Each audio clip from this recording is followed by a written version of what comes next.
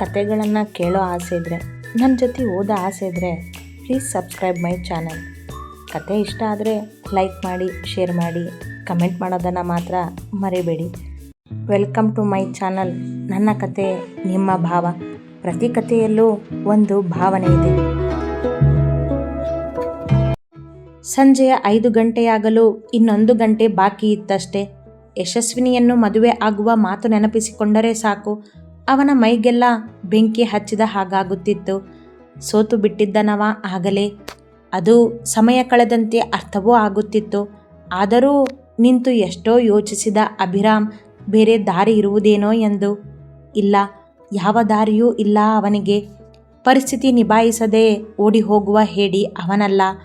ಇನ್ನೂ ಒಪ್ಪಲು ಮನ ಸಹಕರಿಸುತ್ತಿಲ್ಲ. ಅಲ್ಲದೆ ಆತರು ಹೇಳಿದಂತೆ ತಾನು ಭಾರ್ಗವರವರ ಜೊತೆ ಆ ರೀತಿ ನಡೆದುಕೊಂಡಿದ್ದು ತಪ್ಪು ಎನ್ನಿಸಿತ್ತು. ತಾನು ಕೋಪದಲ್ಲಿ ಹಾಗೆಲ್ಲ ಮಾತನಾಡದೇ ಇದ್ದಿದ್ದರೆ ಈಗ ಸೋಲೊಪ್ಪುವ ಪರಿಸ್ಥಿತಿಯೂ ಬರುತ್ತಿರಲಿಲ್ಲವಲ್ಲ. ಬೇರೆ ದಾರಿ ಹುಡುಕಬಹುದಿತ್ತೇನೋ ಎನ್ನಿಸಿತ್ತು. ಅದರ ಪಶ್ಚಾತ್ತಾಪವು ಸಣ್ಣದಾಗಿ ಮೂಡಿತ್ತು. ನಿಂತ ಕೈಕಟ್ಟಿ ಎಷ್ಟೋ ಹೊತ್ತು ಆ ಹೈವೇನಲ್ಲಿ ಒಬ್ಬನೇ. ಮುಂದಿದ್ದ ರಸ್ತೆಯಲ್ಲಿ ನೂರಾರು ಗಾಡಿಗಳು ಓಡಾಡಿದವು. ಬಿಸಿಯಾದ ಗಾಳಿ ಬೀಸಿ ಅವನ ಕೋಪವನ್ನು ಸುಟ್ಟು ಹಾಕಿತ್ತು. ಮನ ಬೆಂದು ಹೋಗಿತ್ತು ಆ ಶಾಖಕ್ಕೆ. ಇನ್ನೂ ತನ್ನ ತಂದೆಯ ಮುಂದೆ ತಲೆಬಾಗದೆ ಬೇರೆ ದಾರಿ ಇಲ್ಲ ಎಂದು ಚೆನ್ನಾಗಿ ಅರ್ಥವಾಗಿತ್ತು. ಅವರ ಮುಂದಿನ ನಿರ್ಧಾರ ತಿಳಿದು ಅದನ್ನೊಪ್ಪಲು ಸಿದ್ಧನಾದವ ತನ್ನನ್ನು ಈ ಪರಿಸ್ಥಿತಿಗೆ ದುಡಿದ ಯಶಸ್ವಿನಿಯ ಮೇಲೆ ಇನ್ನೂ ದ್ವೇಷ ಬೆಳೆಸಿಕೊಂಡ. ಆದರೂ ಒಮ್ಮೆ ನಿರಾಕರಿಸಿ ಕೊನೆಯ ಪ್ರಯತ್ನ ಮಾಡಬೇಕು ಎಂದುಕೊಂಡು ಕಾರ್ ಹತ್ತಿ ಮನೆಯ ದಾರಿ ಹಿಡಿದ. ಅರ್ಧ ಗಂಟೆಯಲ್ಲಿ ಮನೆಯ ಗೇಟ್ ದಾಟಿದವ ಕಾರ್ ನಿಲ್ಲಿಸಿ ಒಳಬರುವುದಕ್ಕೂ ವರ್ಧನ್ ಕಾರು ಬಂದು ನಿಂತಿತು ಹಿಂದೆಯೇ. ತಿರುಗಿ ನೋಡಿದವನಿಗೆ ಅಚ್ಚರಿಯೇ. ವರ್ಧನ್ ಜೊತೆ ಯಶಸ್ವಿನಿ, ಸರಸ್ವತಿ ಅಜ್ಜಿ ಕೆಳಗಿಳಿದರು. ದಳಪತಿಯ ಉಪಾಯದಂತೆ ಮಗಳನ್ನು ಶರ್ಮಾ ಮನೆತನದ ಸೊಸೆ ಮಾಡುವುದಾಗಿ ಒಪ್ಪಿಕೊಂಡಿದ್ದರು ವರ್ಧನ್. ಮಧ್ಯಾಹ್ನ ಊಟದ ನಂತರ ತಾಯಿ ಮತ್ತು ಮಗಳ ಜೊತೆ ಕುಳಿತಿದ್ದವರು. ಅಮ್ಮ, ಮುಂದೆ ಏನು ಮಾಡಬೇಕು ಅನ್ನೋದನ್ನು ನಾನು ಯೋಚನೆ ಮಾಡಿದ್ದೀನಿ. ನಮ್ಮ ಮಗಳು ಈಗ ಅವ್ರ ಮನೆ ಸೊಸೆ. ಅಲ್ಲದೆ ಇವಳೇ ಹೇಳ್ತಿದ್ದಾಳೆ, ಅವನನ್ನು ಪ್ರೀತಿ ಮಾಡ್ತಿದ್ದೀನಿ, ಅವನೇ ನನ್ನ ಗಂಡ ಅಂತ. ಅಂದಮೇಲೆ ನಾನು ಎಷ್ಟೇ ವಿರೋಧ ಮಾಡಿದ್ರೂ ಪ್ರಯೋಜನ ಇಲ್ಲ. ಯಾಕಂದರೆ ನನ್ನ ಮಗಳು ಎಷ್ಟು ಹಠಮಾರಿ ಅಂತ ಗೊತ್ತಿದೆ ನನಗೆ. ಅದಕ್ಕೆ ಇವಳನ್ನು ಅವಳ ಗಂಡನ ಮನೆಯಲ್ಲೇ ಬಿಟ್ಟು ಬರೋಣ ಅಮ್ಮ. ಭಾರ್ಗವ್ ಜೊತೆ ಮಾತಾಡ್ತೀನಿ ಎಂದರು. ಯಶಸ್ವಿನಿಯ ಮೊಗ ಅರಳಿದರೆ ಅಜ್ಜಿ ಕ್ಷಣ ಯೋಚನೆ ಮಾಡಿತು. ಹೀಗೆ ಇದ್ದಕ್ಕಿದ್ದಂತೆ ಹೋಗಿ ಮಗಳನ್ನು ಬಿಟ್ಟು ಬರೋದು ಬೇಡ ವರ್ಧನ್. ನಾವು ಅವ್ರ ಮನೆಗೆ ಹೋಗಿ ಮೊದಲು ಮಾತಾಡೋಣ. ಮುಂದೆ ಅವ್ರು ಏನು ಮಾಡಬೇಕು ಅಂದ್ಕೊಂಡಿದ್ದಾರೆ, ಅವ್ರ ವಿಚಾರ ಏನು ಅನ್ನೋದನ್ನು ಕೇಳೋಣ. ನಾವು ಶಾಸ್ತ್ರೋಕ್ತವಾಗಿ ಮದುವೆ ಮಾಡಬೇಕು ಅಂದ್ಕೊಂಡಿದ್ದೀವಿ ಅಂತಲೂ ಹೇಳೋಣ. ಏನಂತಾರೋ ಆಮೇಲೆ ಮುಂದಿನ ಮಾತು ಎಂದರು. ಹಿರಿಯರವರು ವರ್ಧನ್ರಂತೆ ದ್ವೇಷ ಯೋಚಿಸದೆ ವಾತ್ಸವ ಯೋಚಿಸಿದರು. ಅಲ್ಲದೆ ಯಶಸ್ವಿನಿಯ ಖುಷಿ ಮುಖ್ಯ ಅವರಿಗೆ. ಆಗಲಿ ಅಮ್ಮ, ನನಗೆ ಆ ಭಾರ್ಗವನ ಕಂಡ್ರೆ ಆಗೋದಿಲ್ಲ, ಕೋಪ ಬಂದುಬಿಡುತ್ತೆ. ಅದಕ್ಕೆ ನೀನು ಬಾ ಜೊತೆಗೆ, ನೀನೇ ಎಲ್ಲನೂ ಮಾತಾಡಿ ಬಗೆಹರಿಸು ಎಂದವರಿಗೆ ತಾಯಿಯ ಬಗ್ಗೆ ಚೆನ್ನಾಗಿ ಗೊತ್ತು. ಸರಿ, ಸಂಜೆಗೆ ಹೋಗೋಣ ಅವ್ರ ಮನೆಗೆ ಎಂದಾಗ ಯಶಸ್ವಿನಿ ಖುಷಿಯಿಂದ ಅಜ್ಜಿಯನ್ನು ಅಪ್ಪಿದಳು. ಥ್ಯಾಂಕ್ ಯು ಅಪ್ಪ ಎಂದು ವರ್ಧನ್ರನ್ನು ಅಪ್ಪಿದಳು. ನಿನ್ನ ಖುಷಿನೇ ನನ್ನ ಖುಷಿ ಮಗಳೇ ಎಂದ ವರ್ಧನ್ರವರು ತಮ್ಮ ದ್ವೇಷವನ್ನು ಮಗಳ ಮುಂದೆ ತೋರಿಸಿಕೊಳ್ಳಲಿಲ್ಲ. ಅದರಂತೆಯೇ ಭಾರ್ಗವರವರ ಮನೆ ಮುಂದೆ ಬಂದಾಗ ಅಭಿರಾಮ್ ಗೇಟ್ ದಾಟಿದ. ಸೆಕ್ಯೂರಿಟಿ ಮಾತನಾಡಿ ಒಳಬಿಟ್ಟಾಗ ಬಂದು ನಿಂತ ಕಾರನ್ನು ನೋಡಿ ಆಶ್ಚರ್ಯವೇ ಅವನಿಗೆ. ವರ್ಧನ್, ಯಶಸ್ವಿನಿ ಒಟ್ಟಿಗೆ ತಮ್ಮ ಮನೆಗೆ ಮತ್ತೆ ಏಕೆ ಬಂದರೆಂಬ ಪ್ರಶ್ನೆಯೊಂದಿಗೆ ಒಳ ಹೋಗದೆ ನಿಂತ ಅಲ್ಲಿಯೇ. ಅಜ್ಜಿಯ ಜೊತೆ ಚಂದದ ನಗುವಿನೊಂದಿಗೆ ಮುಂದೆ ಬಂದ ಯಶಸ್ವಿನಿ ಹಾಯ್ ಅಭಿ ಎಂದಳು. ಉತ್ತರಿಸುವ ಬದಲು ಅವನ ಕೈಗಳು ಮುಷ್ಟಿ ಬಿಗಿದವು. ಮೊಗವಂತೂ ಗಂಟು ಯಾವಾಗಲೂ. ನೀವ್ಯಾಕೆ ಬಂದ್ರಿ ಇಲ್ಲಿಗೆ ಕೇಳಿದ ಹಲ್ಲು ಬಿಗಿಯುತ್ತಾ. ಅಭಿ, ಮನೆಗೆ ಬಂದವರನ್ನ ಮಾತಾಡಿಸೋ ರೀತಿನ ಇದು ಹಿಂದಿನಿಂದ ಬಂದು ಕೇಳಿದರು ಭಾರ್ಗವ್. ಅರ್ಧ ಮುಖ ತಿರುಗಿಸಿ ನೋಡಿದ ಅಭಿರಾಮ್ ನಿಂತ ಸುಮ್ಮನೆ. ಬಾ ವರ್ಧನ್ ಒಳಗೆ ಕರೆದರು ಭಾರ್ಗವ್. ಅಭಿರಾಮ್ ದರದರನೆ ನಡೆದು ಬಿಟ್ಟ ಒಳಗೆ. ವರ್ಧನ್ ಒಳ ಬಂದರು ತಾಯಿ ಮಗಳ ಜೊತೆ. ಹಾಲ್ನಲ್ಲಿ ಎಲ್ಲರೂ ನೆರೆದಿದ್ದರಾಗಲೇ. ವೈಭವಿ ಕೂಡ ಬಂದಿದ್ದಳು. ಅಶ್ವಿತಾ ಒಬ್ಬಳೇ ಇನ್ನೂ ಬಂದಿರಲಿಲ್ಲ. ಕುತ್ಕೊಳ್ಳಿ ಎಂದಾಗ ಎಲ್ಲರೂ ಕುಳಿತರು. ಅಭಿರಾಮ್ ದುಮುಗುಡುತ್ತಾ ನಿಂತಿದ್ದ ಮುಖ ತಿರುಗಿಸಿಕೊಂಡು ಎತ್ತಲೋ ನೋಡುತ್ತಾ, ಭಾರ್ಗವ್, ಇವರು ನಮ್ಮ ತಾಯಿ ಪರಿಚಯಿಸಿದರು ವರ್ಧನ್. ನಮಸ್ತೆ ಅಮ್ಮ ಎಂದು ಕೈ ಮುಗಿದರು ಭಾರ್ಗವ್. ಗೌರವವಿತ್ತು ಅವರ ಮಾತಲ್ಲಿ. ಅಲ್ಲದೆ ತಾವೇ ವರ್ಧನ್ ಮನೆಗೆ ಹೋಗಬೇಕೆಂದು ನಿರ್ಧರಿಸಿರುವಾಗ ಇವರೇಕೆ ಬಂದರೆಂಬ ಪ್ರಶ್ನೆಯೂ ಇತ್ತು ಮನದಲ್ಲಿ. ಊಹಿಸಿದ್ದರೂ ಕೂಡ ಆಗಿದ್ದರ ಬಗ್ಗೆ ಮಾತನಾಡಲೆಂದೇ ಬಂದಿರುವರೆಂದು. ನಮಸ್ಕಾರನಪ್ಪ ಎಂದರು ಸರಸ್ವತಿ ಅಜ್ಜಿ. ಶರಾವತಿ ಅಜ್ಜಿಯು ಅವರ ಜೊತೆ ಕುಶಲೋಪರಿ ಮಾತನಾಡಿದಾಗ ಕೆಲಸದವನೊಬ್ಬ ಜ್ಯೂಸ್ ತಂದು ಕೊಟ್ಟ ಎಲ್ಲರಿಗೂ. ನಾವು ಬಂದಿದ್ದು ಮುಂದೆ ಏನು ಅನ್ನೋದನ್ನು ತಿಳ್ಕೊಳ್ಳೋದಕ್ಕೆ ಎಂದರು ಸರಸ್ವತಿ ಅಜ್ಜಿ. ವರ್ಧನ್ರವರು ಮಾತನಾಡಲು ಅವರನ್ನೇ ಮುಂದೆ ಬಿಟ್ಟು ತಾವು ಕುಳಿತಿದ್ದರು ಮುಖ ಗಂಟಿಟ್ಟುಕೊಂಡು. ಆಗ ಹೋಗಿದ್ದನ್ನು ನೋಡಿ ಏನು ಮಾಡಬೇಕು ಅಂತ ನಮಗೂ ತಿಳಿತಿಲ್ಲ. ಏನು ಮಾಡೋಣ ಅಂತ ನೀವೇ ಹೇಳಿ. ಭಾರ್ಗವ್ರವರು ಮಾತನಾಡುವ ಮೊದಲೇ ಶರಾವತಿ ಅಜ್ಜಿ ಕೇಳಿದರು. ಅವರ ಮನದಲ್ಲಿ ಏನಿದೆ ಎಂಬುದನ್ನು ತಿಳಿಯಬೇಕಿತ್ತವರು. ನಾವು ನಿಮ್ಮ ಮನೆ ಸೊಸೆನ ನಿಮಗೆ ಒಪ್ಪಿಸ್ಬೇಕು ಅಂದ್ಕೊಂಡಿದ್ದೀವಿ. ಆದರೆ ಇವತ್ತಲ್ಲ, ಒಳ್ಳೆ ಮುಹೂರ್ತ ನೋಡಿ ಇವರಿಬ್ಬರಿಗೂ ಶಾಸ್ತ್ರೋಕ್ತವಾಗಿ ಮದುವೆ ಮಾಡಿ ಒಪ್ಪಿಸ್ಬೇಕು ಅಂತ ಸರಸ್ವತಿ ಅಜ್ಜಿ ಅಂದಾಗ ಎಲ್ಲರೂ ಚಕಿತರಾದರು. ಆದರೆ ಅಭಿರಾಮ್ ಮಾತ್ರ ಕೋಪದಿಂದ ಯಶಸ್ವಿನಿಯನ್ನೇ ನೋಡಿದ. ಅವನನ್ನೇ ನೋಡುತ್ತಿದ್ದ ಹುಡುಗಿ ಆ ಉರಿನೋಟಕ್ಕೆ ಹೆದರಿ ಮುಖ ತಿರುಗಿಸಿಬಿಟ್ಟಳು. ಒಳ್ಳೆ ವಿಚಾರನೇ, ನಾವು ಹಾಗೆ ಮಾಡಬೇಕು ಅಂದ್ಕೊಂಡಿದ್ವಿ ಎಂದರು ಶರಾವತಿ. ಓ, ಹಾಗಾದರೆ ಬರಬೇಕಿತ್ತು ಭಾರ್ಗವ್ ಮನೆಗೆ ಕೊಂಕಾಡಿದರು ವರ್ಧನ್ ಭಾರ್ಗವ್ರವರನ್ನು ನೋಡುತ್ತಾ. ತಮಗೂ ಬೇಕಾಗಿರುವುದು ಅದೇ ಆಗಿದ್ದರೂ ತಮ್ಮ ಹಠ ಕೋಪ ಬಿಡುತ್ತಿಲ್ಲ. ಇನ್ನೂ ಸ್ವಲ್ಪ ಹೊತ್ತು ಕಾದಿದ್ರೆ ನಾನೇ ಬರ್ತಿದ್ದೆ ವರ್ಧನ್ ಎಂದರು ಭಾರ್ಗವ್ ಸ್ವಾಭಿಮಾನದ ನೋಟ ಇಟ್ಟು. ನಿಮ್ಮಿಬ್ಬರ ಕೋಪ ದ್ವೇಷ ಬಿಟ್ಬಿಡಿ. ಇಬ್ಬರೂ ಬೀಗರಾಗ್ತಿದ್ದೀರಾ. ಮಕ್ಕಳ ಭವಿಷ್ಯದ ಯೋಚನೆ ಮಾಡಿ. ನನಗಿರೋದು ಒಬ್ಬಳೇ ಮೊಮ್ಮಗಳು. ನನ್ನ ಆಸ್ತಿ, ಅವಳ ಅಪ್ಪ ಮಾಡಿರೋ ಆಸ್ತಿ ಎಲ್ಲ ಅವಳಿಗೆ ಸೇರುತ್ತೆ ಎಂದು ಅಜ್ಜಿ ಇನ್ನೂ ಮಾತನಾಡುವಾಗಲೇ, ಇಲ್ಲಿ ಯಾರೂ ನಿಮ್ಮ ಆಸ್ತಿ ಕೇಳಿಲ್ಲ ಅಜ್ಜಿ. ಹೇಳಬೇಕಂದ್ರೆ ನಿಮ್ಮ ಮೊಮ್ಮಗಳನ್ನು ಕೇಳಿಲ್ಲ ಎಂದ ಅಭಿರಾಮ್ ಖಾರವಾಗಿ. ಅಭಿ ಗದರಿದರು ಭಾರ್ಗವ್. ಅವರ ನೋಟ ಅರಿತವ ನಿಂತ ಬಾಯಿ ಮುಚ್ಚಿ. ಅಜ್ಜಿ, ನಮಗೆ ಆಸ್ತಿಯ ಅಂತಸ್ತು ಮುಖ್ಯ ಅಲ್ಲ. ಅದರಲ್ಲಿ ನಮಗೂ ಏನೂ ಕಡಿಮೆ ಇಲ್ಲ ಎಂದರು ಆಯುಷ್. ಗೊತ್ತಪ್ಪ, ಆದರೆ ಹೇಳೋದು ನನ್ನ ಕರ್ತವ್ಯ ಅಲ್ಲದೆ ಎಲ್ಲನೂ ಅವಳಿಗೆ ಅನ್ನೋದು ಗೊತ್ತಿದ್ದದ್ದೇ ಎಂದರು ಸರಸ್ವತಿ ಅಜ್ಜಿ.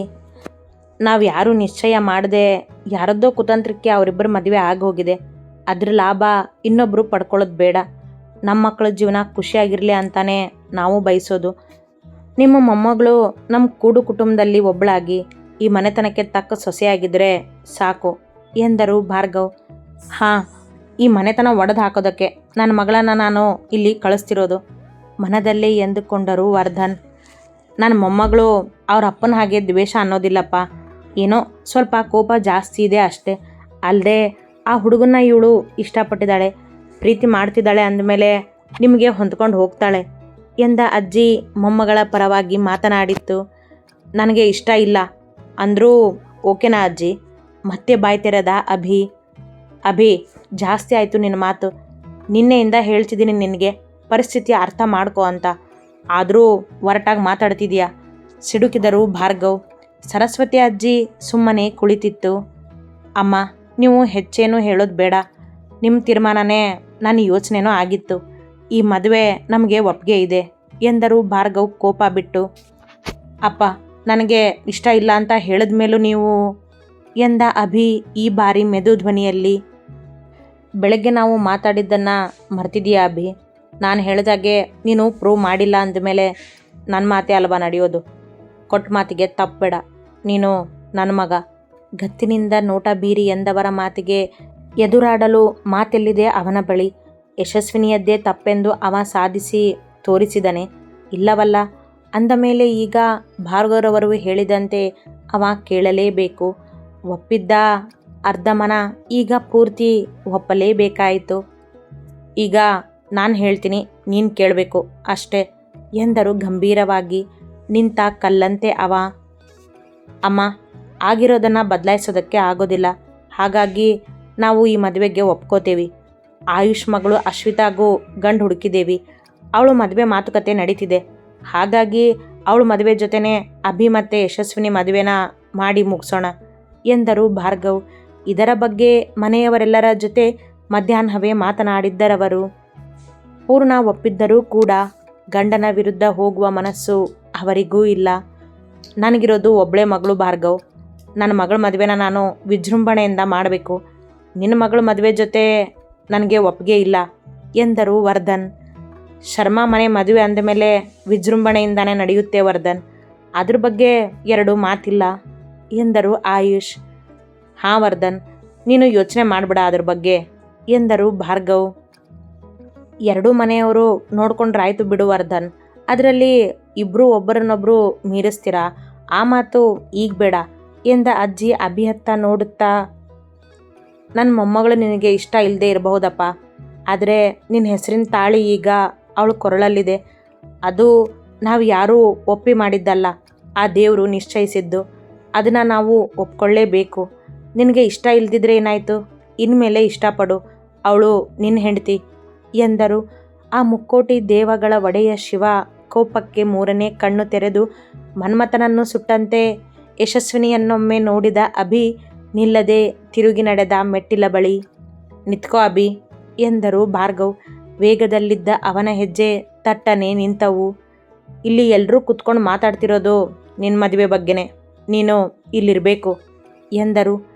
ಆದರೆ ನನಗೆ ಈ ಮದುವೆ ಇಷ್ಟ ಇಲ್ಲ, ಅದನ್ಯಾರೂ ಒಪ್ಕೋತಿಲ್ವಲ್ಲ.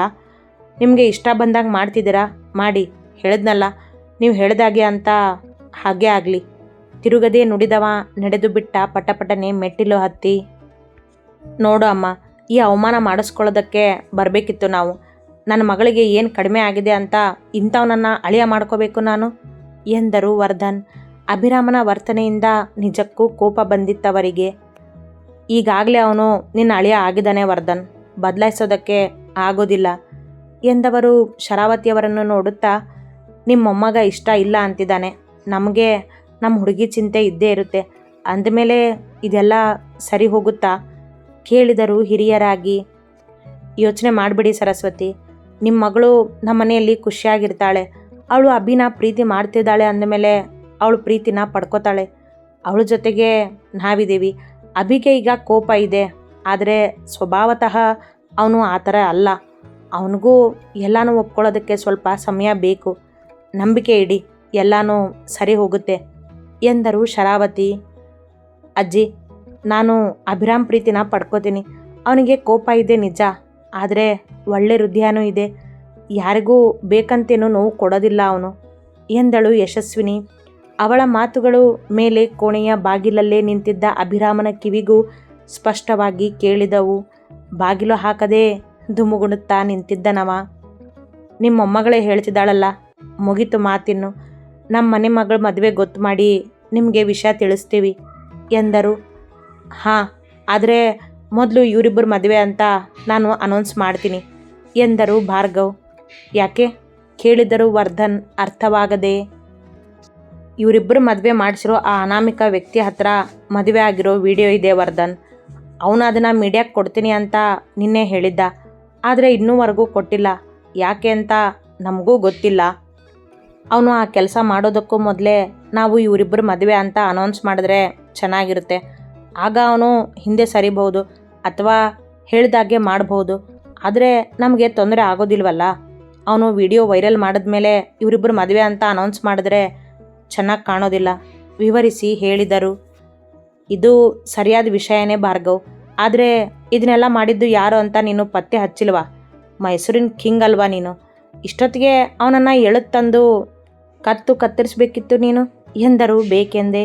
ಅವರೇ ಮಾಡಿರುವರೆಂಬ ಅನುಮಾನ ಅಲ್ಲವೇ ಇವರಿಗೆ?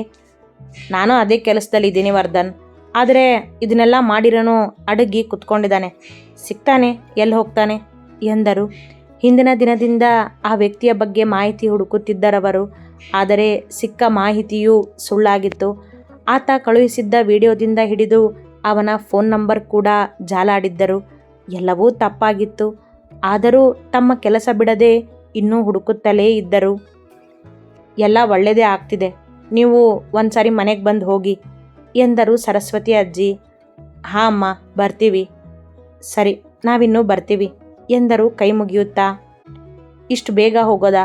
ಊಟ ಮಾಡ್ಕೊಂಡು ಹೋಗಿವ್ರಂತೆ, ಕುತ್ಕೊಳ್ಳಿ ಎಂದರು ಶರಾವತಿ ಅಜ್ಜಿ. ಬೇಡ ಬೇಡ, ಇನ್ನು ಮುಂದೆ ಬರೋದು ಇದ್ದೇ ಇದೆ, ಬರ್ತೀವಿ ಎನ್ನುತ್ತಾ ಮೇಲೆದ್ದರು ಮೂವರು. ಇವರು ಮೇಲೆದ್ದು ನಿಂತರು. ಯಶಸ್ವಿನಿ ಅಭಿಯ ಕೋಣೆಯತ್ತ ಒಮ್ಮೆ ನೋಡಿದಳು.